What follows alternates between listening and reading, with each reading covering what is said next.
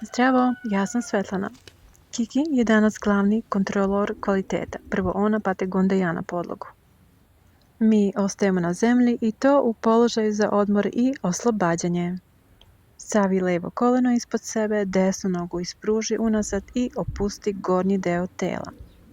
Opuštamo se i ostajemo tu par minuta.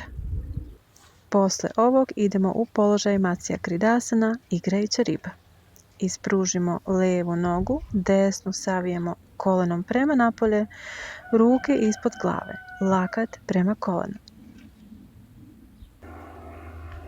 Zatim sve ponovimo na drugu stranu. Savijamo desnu nogu ispod sebe, levu ispružimo, pa položaj Matsya Kridasana, igrajuća riba. Na kraju kao Kiki, kad završi inspekciju, samo se opusti i uživaj. Namaste.